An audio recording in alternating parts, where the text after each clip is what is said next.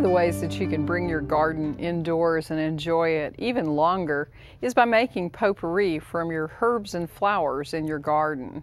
Now, not all flowers dry well and not all herbs dry well either. So there will be a list of suggested plants to use on our Central Texas Gardener website under Trisha's Corner. So be sure to check that out. You may have more growing in your yard that's useful for potpourri than you realize. And my motto is I'll dry anything once. If it looks good, fine. If not, toss it in the compost pile and start over. Now, you do want to make sure your materials are dried before you assemble your potpourri, and there are a couple of ways to do this. You can cut the herbs when they're even a little bit wilted, they'll dry even better, and tie them with a rubber band. You always want to use a rubber band because if you use a twist tie, these herbs shrink as they dry, they'll fall right out on the floor. So hang that in a place that's got good air circulation and out of direct sunlight, and then once these are dry, you can pull the leaves off the stems and assemble your potpourri.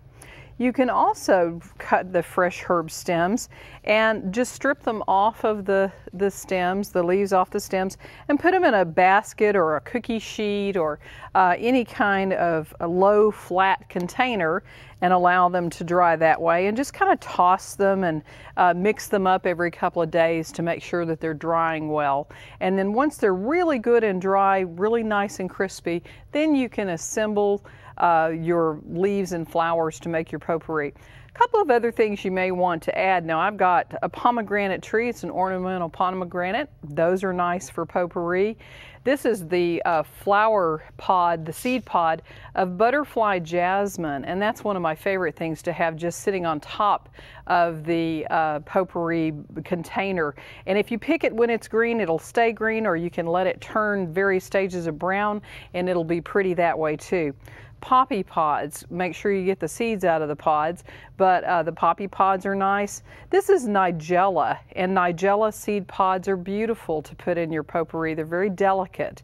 And Gomphrena in all of its colors is one of my favorites, just one of the best to give a pop of color in a potpourri, and there are many, many other things.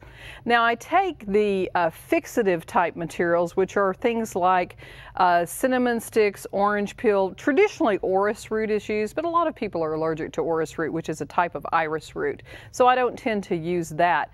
But I put the fixative type materials and put those in a jar with essential oils, and make sure it's a glass jar with a tight fitting lid, and just give it a shake every couple of days. Keep it in a cool place out of sunlight, and that allows the essential oils that you put in to really permeate those materials. And then once that has had a chance to sit for a couple of weeks, mix that with your dried flowers, lavender petals, roses petals, whatever you have. And then you can display it in pretty baskets, in bowls, tie it up in a pretty handkerchief, and you'll have potpourri to put around your house and to share that's made with wonderful natural fragrances and beautiful things from your garden. So I think you'll really enjoy having some potpourri. Be sure to check out our website for ideas with using potpourri and flower suggestions for you, and herb suggestions as well.